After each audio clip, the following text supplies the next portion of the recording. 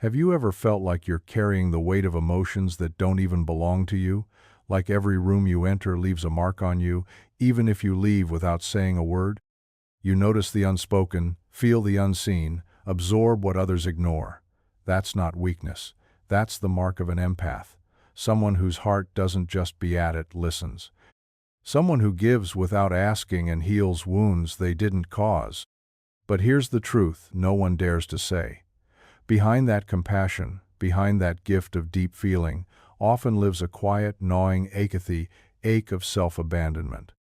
The empath's struggle isn't just about feeling too much, it's about slowly disappearing in the process. And the worst part? It's praised. The world applauds your kindness, your availability, your emotional generosity, but it never asks how you're doing. Because you've trained everyone to think you're fine. You smile while drowning. You say yes when every part of you screams no. And deep down a question keeps whispering, why do I give so much just to be accepted? That's the tension no one sees. The internal war between your need for connection and your need to breathe. You want love, but not at the price of yourself. You want to be seen, but not only when you're fixing someone else's brokenness. Carl Jung once said, people will do anything, no matter how absurd, to avoid facing their own soul. And empaths, in their longing to be liked, often avoid the hardest soul to face their own. That's where self-betrayal begins, not as a grand decision, but as a slow fading, a tiny compromise here, a silenced truth there, until what's left isn't love, it's survival. We're not here to call empathy a flaw, we're here to call out the lie that love requires losing yourself. We're here to speak to the empaths who are tired, who are waking up, who are ready to stop disappearing in rooms where no one ever truly sees them. This isn't just about feeling deeply, it's about feeling home again. In your own skin, in your own truth, in your own life. This is the moment where the journey back begins. Carl Jung called it the shadow, that hidden part of us we'd rather not face. The part made of pain, of anger, of unmet needs and unspoken boundaries. The part we were taught to hide if we ever wanted to be loved. For empaths, the shadow doesn't look like rage or cruelty. It looks like silence, like over-apologizing, like shrinking your truth to make someone else comfortable. Empaths don't scream their pain, they swallow it, and every time they do, the shadow grows, not in darkness, but in sacrifice. Be good, be kind, be easy to love. That's what the world told you. So you became what everyone needed, even when it meant losing parts of yourself you didn't know you were allowed to keep. You said it's okay when it wasn't. You forgave too soon. You stayed too long, not because you're weak, but because no one ever taught you that your feelings mattered too, that your no held value, that your discomfort deserved a voice. And now, you carry the consequences, quietly. Chronic anxiety that you call overthinking. Resentment you don't know how to name. A deep soul-level exhaustion from holding up everyone's world but your own. That's not just emotional fatigue, that's the cost of living without boundaries. Jung said, until you make the unconscious conscious, it will direct your life and you will call it fate. And that's the silent tragedy of the empath, mistaking self-erasure for love. But here's what no one tells you. The parts you've buried, the anger, the sadness, the need to be held instead of holding, it's all still there, waiting, not to ruin you, but to return you to yourself. The shadow isn't your enemy. It's the map back to your truth, to your needs, to your boundaries. It doesn't ask you to stop feeling for others. It asks you to start feeling for yourself too. Because until you do, you'll keep confusing abandonment with affection and silence with safety. But that's not safety, that's disappearance. And you deserve more than that. You deserve to be whole even if that wholeness makes others uncomfortable. You deserve to be seen even if it means no longer fitting into someone else's mold. This is the part where you stop apologizing for having a shadow and start listening to what it's been trying to say all along. No one's born abandoning themselves. That's something we learn nearly, quietly, and often in homes that looked normal from the outside. For many empaths, love wasn't unconditional, it was a transaction. Approval for obedience, affection in exchange for self-silencing, praise when you became small enough to make others feel big, and it's not always abuse that causes it. Sometimes it's subtly parent who only notices you when you're helpful, a sibling who gets all the attention unless you earn yours by being the peacemaker.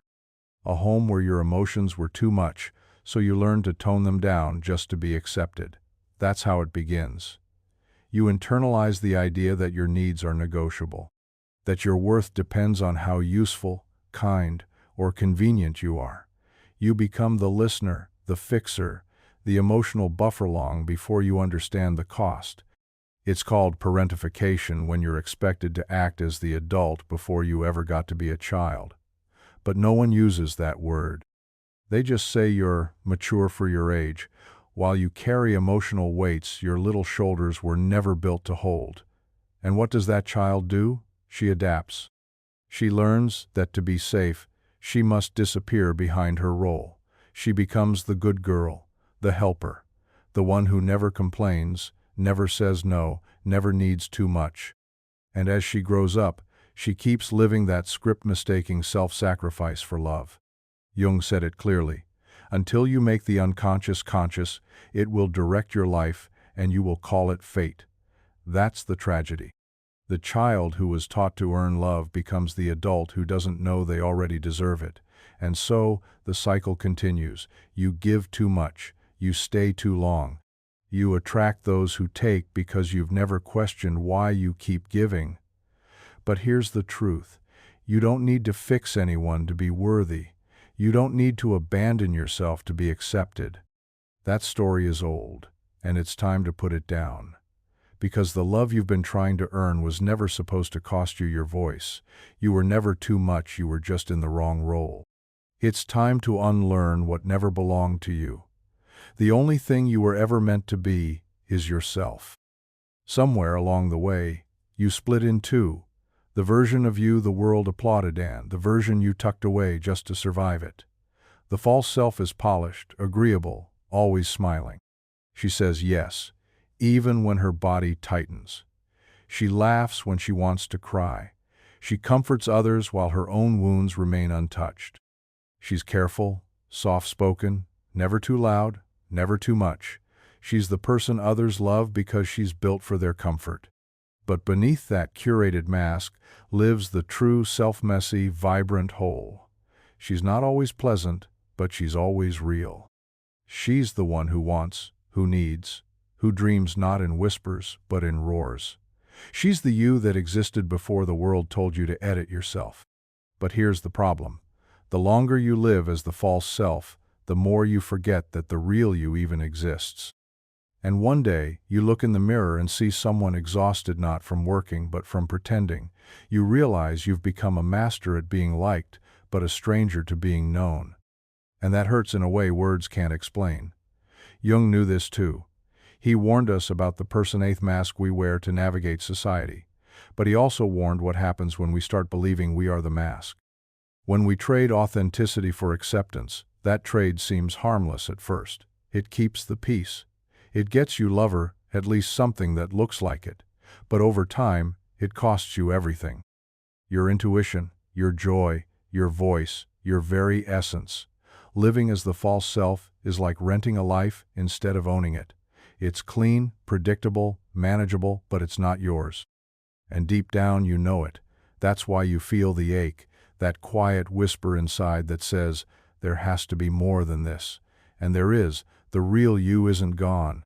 She's just buried beneath years of being what others needed, but she's still there, waiting not for permission, but for your return. So if you're tired of performing, if you're done being liked but never understood, this is your invitation. Peel off the mask. Not all at once, but gently, truthfully. Start choosing you. Not the polished version, not the pleasing one, but the one who breathes deeper when she's finally allowed to be real. Let's be honest, being nice wasn't a personality trait. It was survival. You learned early that smiling kept the peace, that staying quiet avoided conflict. That saying what others wanted to hear got you lover at least less chaos. So you wore it, the mask of niceness. Polished, agreeable, harmless. You became the person everyone could count on. the one who never stirred the waters. But while they saw kindness, what they didn't see was the cost. Because niceness, when it comes at the expense of your truth, isn't kindness, it's self-erasure, and it's exhausting. Niceness becomes a strategy when you don't feel safe enough to be real. You learn to make others comfortable, even if it makes you uncomfortable. You overextend, you overgive, you apologize for things that aren't your fault. And the worst part? People reward you for it. They call you sweet, easygoing, selfless. They love that you never complain. They just don't notice the resentment bubbling underneath your calm. Or maybe they don't choose to ignore it. Because here's the brutal truth. Always being nice invites manipulation.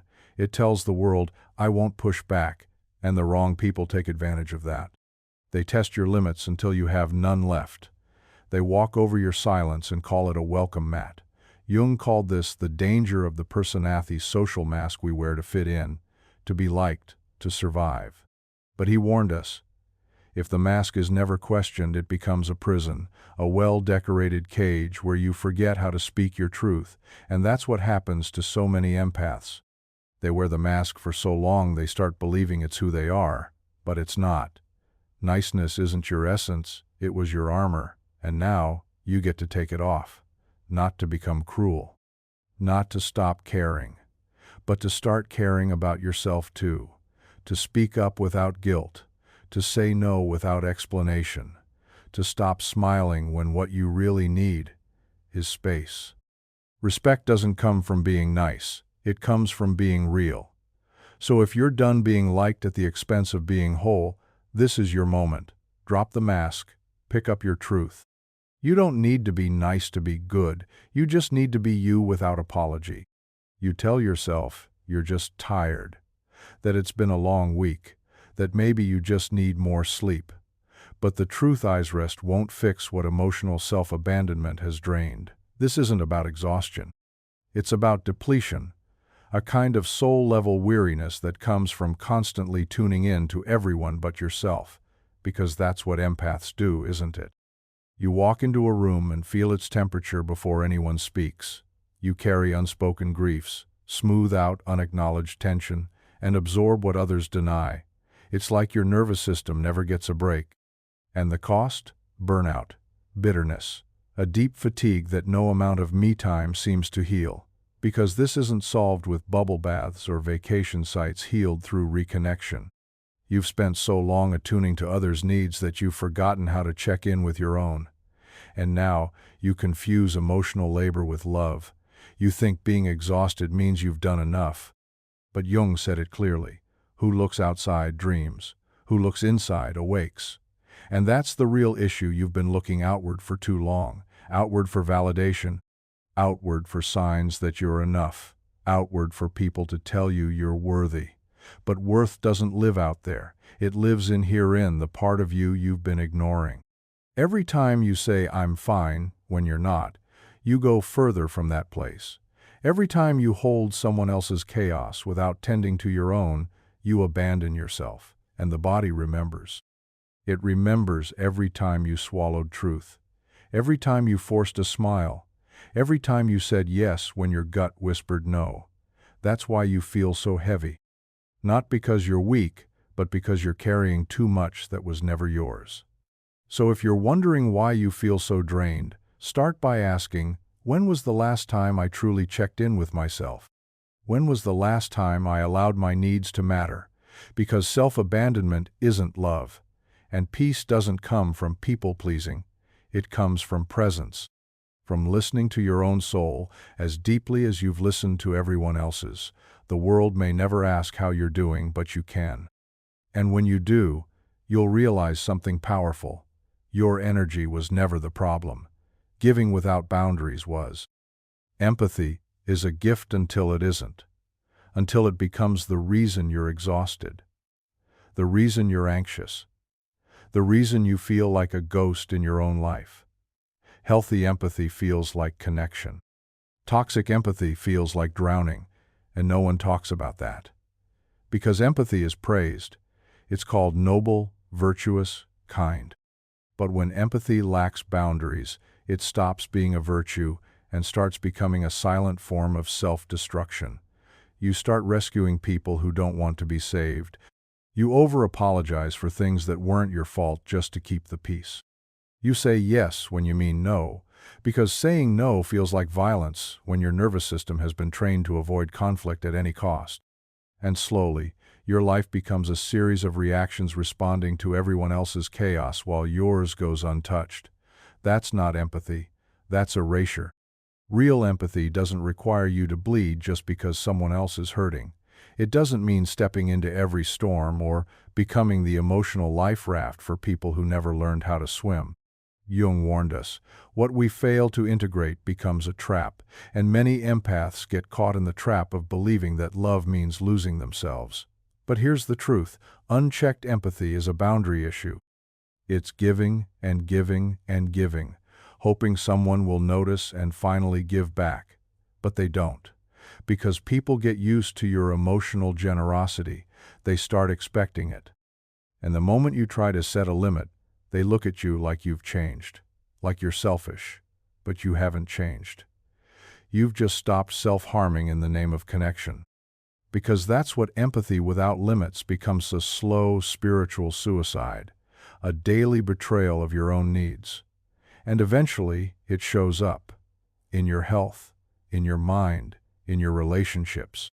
You can't keep pouring into others from a cup that's been cracked for years. So ask yourself, are you helping or are you disappearing? Are you being kind or are you afraid? Real empathy includes you. Real compassion doesn't skip over your own well-being. So no, you're not selfish for creating space. You're not cold for saying no. You're healing for the first time from a life of giving away pieces of yourself just to feel seen. You were told that love is sacrifice, that the more you give up, the more you prove your devotion. That being in love means putting someone else first, even when it means putting yourself last. But that's not love. That's erasure dressed up as romance. And it's a lie that's broken more hearts than the truth ever could. Because when you believe love equals sacrifice, you start measuring your worth by how much you can endure, how much you can give without asking, how much pain you can absorb without breaking, and eventually you call that strength. You call it loyalty. You call it love. But it isn't. Love isn't supposed to hollow you out. It's not supposed to cost you your voice, your joy, your boundaries, your truth. Jung didn't define love as martyrdom. He spoke of integration of two whole individuals, fully aware of their own shadows, meeting in mutual respect. Not to complete each other, but to grow beside one another. And that's the love no one talks about. The kind that doesn't ask you to become small so someone else can feel big. The kind that doesn't silence your needs just to maintain peace. The kind that says, you matter just as much as I do. Love, real love, is a shared space. It's not you doing all the work while someone else just shows up. It's not you walking on eggshells to protect their peace while yours shatters quietly in the corner. It's not giving until you disappear. If it asks you to abandon yourself, it's not love. If it demands your silence, your self-sacrifice, your constant accommodation, it's not love. It's control, dressed up in romantic language. It's emotional labor, passed off as devotion. And you deserve more than that. You deserve a connection where you don't have to choose between being loved and being whole, where your no is respected, where your truth is welcome. Where love doesn't mean losing yourself, it means finally being safe enough to be yourself. Jung taught that the union of two souls requires the full presence of both. Anything less is just dependency. So if you've been told that love is proven through how much you hurt and learn it, that's not your story anymore. The only love worth having is the kind that sees you, holds you, and never asks you to disappear to be worthy of it. There's a kind of pain that doesn't scream. It lingers, quiet, unseen, but it shapes everything. Empaths carry it without knowing, wounds wrapped in guilt, stitched with shame, hidden under smiles. And because no one taught you to name them, you called them personality. You said, I'm just sensitive. I'm just too emotional. But what you really meant was, I've been bleeding for so long I forgot I was wounded. These aren't just emotional scrapes. They're soul injuries. formed in moments when you were told you were too much, when your needs were dismissed, when your silence was rewarded more than your truth. So you started to edit yourself. You shrank to keep the peace. You learned to read a room before you learned to read your own heart, and that self-forgetting became second nature. What's cruel is how invisible these wounds are. The world praises you for being kind, helpful, resilient. They don't see that underneath your compassion is a quiet ache to be seen, really seen. Not for what you do, but for who you are when you're not giving. But here's what Jung warned us. What you repress doesn't vanish. It waits, it grows. And eventually, it manifests through projection, through dysfunction, through illness. You wonder why you're always anxious, always tired, always overthinking. It's not in your head. It's in your history. The body keeps score when the soul can't speak. That chronic tension in your chest, that restless need to fix everything, that aching loneliness even when you're surrounded by people, it's your pain echoing through you, asking to be acknowledged. These wounds don't go away by pleasing harder. They don't heal through overgiving. They need presence. They need truth. They need you to stop pretending you're fine just because you've learned how to function. Because functioning isn't the same as living, and surviving isn't the same as healing. If you feel like you're trapped in an emotional prison, check the bars. They're probably made of guilt, of shame, of the belief that love must be earned through pain, but you're allowed to put that down now. You're allowed to look inward and say, I see you, I know it hurt, and we don't have to carry this alone anymore. Healing doesn't start with others seeing your wounds, it starts when you do. Somewhere along the way you started to believe that being alive wasn't enough, that simply existing wasn't worthy of love, so you became useful. You became agreeable. You became what everyone needed except yourself. You tried to earn your place in the world by making yourself smaller, safer, softer. You apologized for taking up space. You dimmed your light so no one would feel outshined. You learned to stay quiet so others could be comfortable. But let's say what no one told you. You were never meant to earn your worth. It was never supposed to be a performance. And yet you've been living as if love is conditional, as if belonging must be bought with self-sacrifice. You've believed that only when you do enough, give enough, be enough, do you get to rest. But Jung taught us, we must integrate the truth of our being, not just the parts that please others. You weren't born to justify your existence. You were born whole, worthy, already enough. The world tries to convince you otherwise. Capitalism tells you your productivity defines you. Trauma tells you your silence keeps you safe. And toxic relationships tell you love must be earned. But those are lies. You don't need to explain your worth. You don't need to prove your right to joy. You don't have to hustle for affection or beg for approval. You are enough right now without changing a single thing. And if that idea makes you uncomfortable, it's not because it's untrue. It's because you've been conditioned to doubt it. But look deeper, beneath the fear, beneath the people-pleasing, beneath the endless striving. There is a part of you that remembers. A part that knows your soul isn't here to be graded or groomed. It's here to be, not perfect, not polished, just true. So stop shrinking to fit into places that never saw your full shape. Stop bending just to make others feel comfortable. Stop earning what was already yours. Love, space, rest, joy.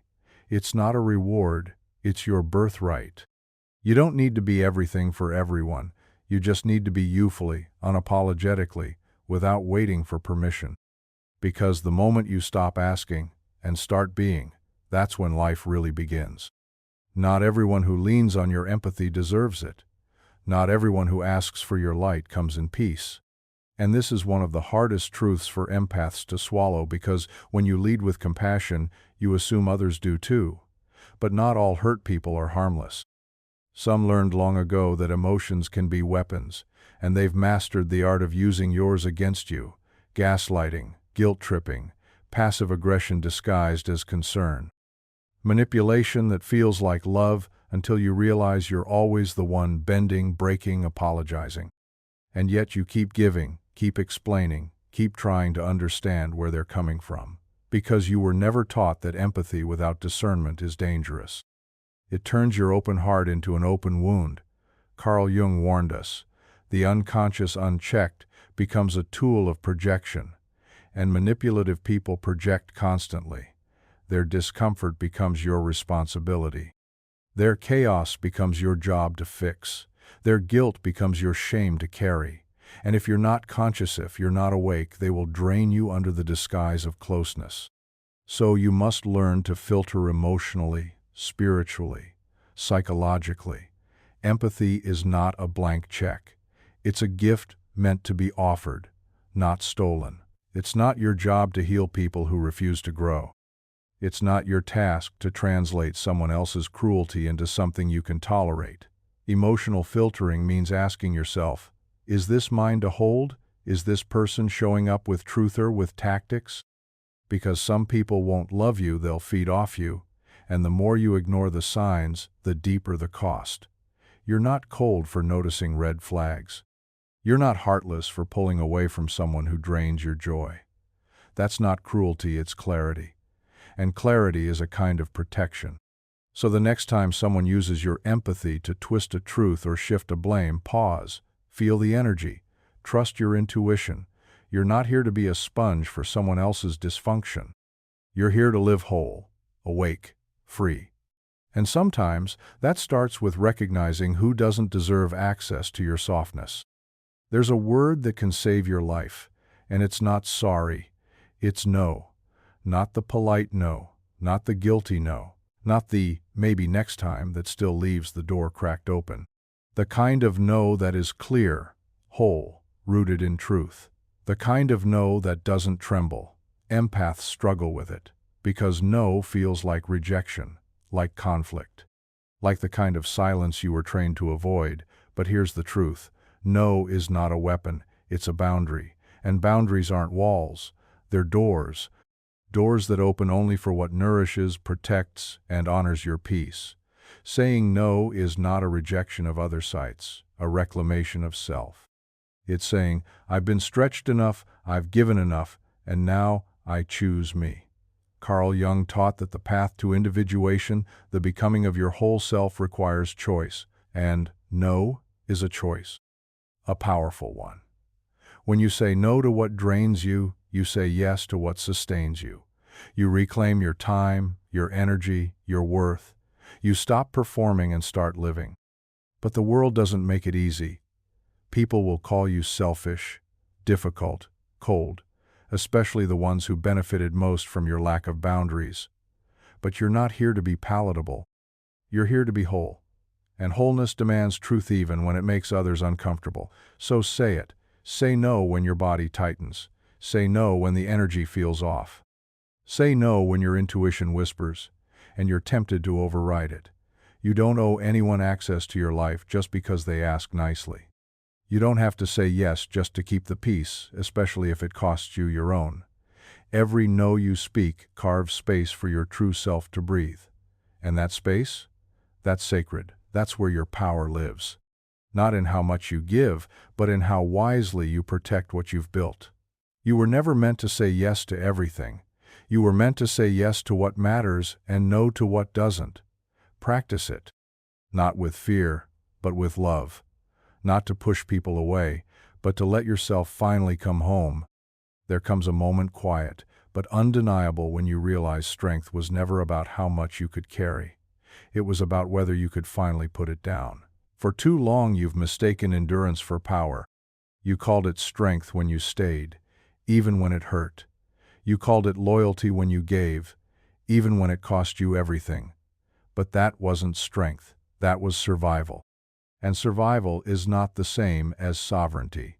Sovereignty begins when you stop waiting for someone to rescue you and decide instead to return to yourself. It's the moment you say, I don't need to keep breaking to prove I'm strong.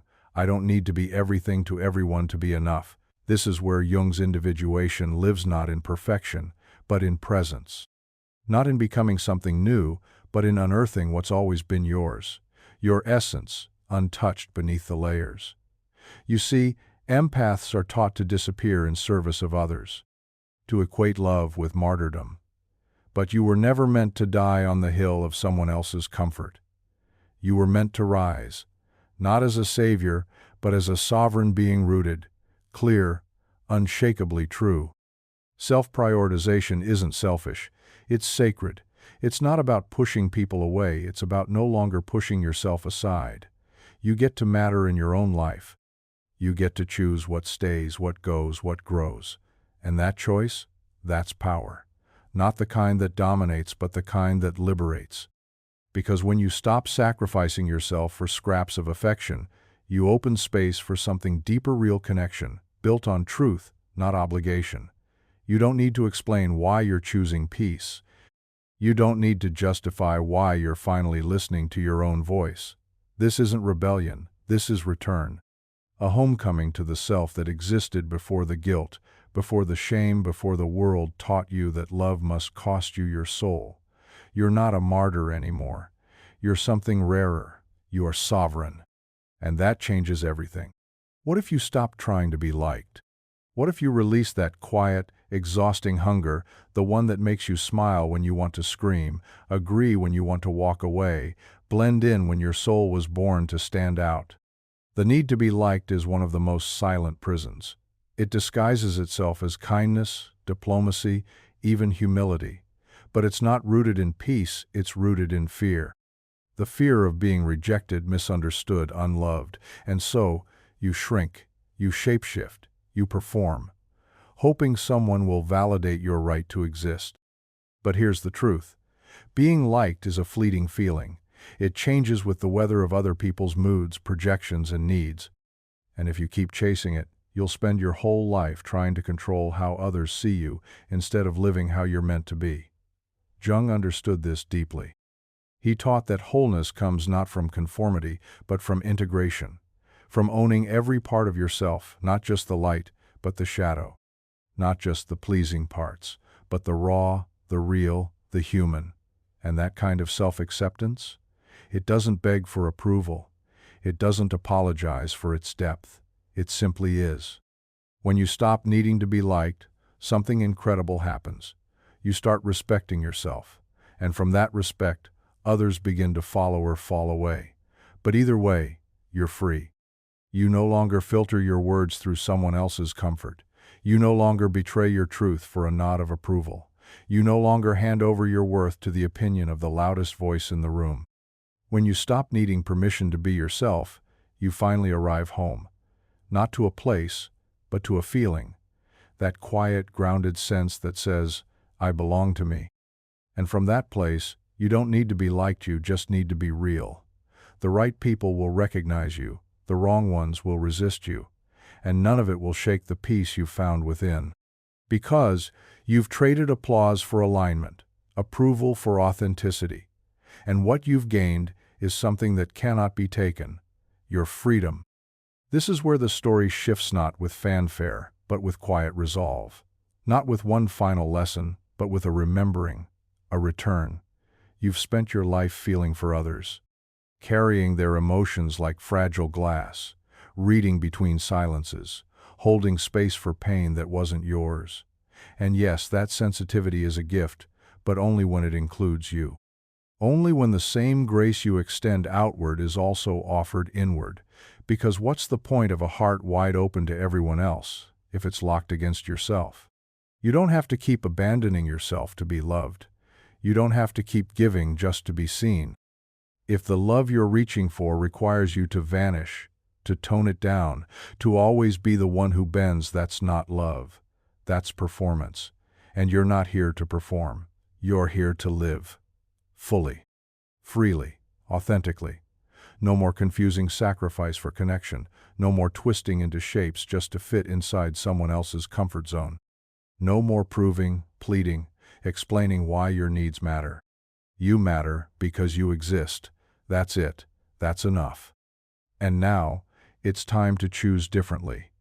To feel deeply, but not just for others. To also feel yourself, your ache, your fire, your voice. Your desires that have waited patiently beneath years of pleasing and placating. This is the awakening not of your empathy, but of your wholeness. This is where the empath evolves. where she sheds the savior complex, where she stops bleeding to keep others warm, where she no longer waits to be chosen, because she's already chosen herself.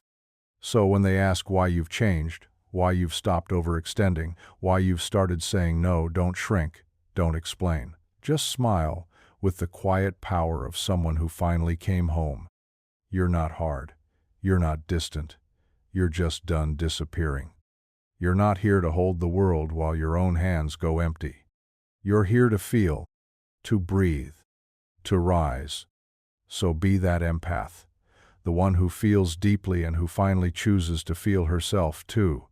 Because when you choose you, everything begins to change. And this time, it changes in your favor.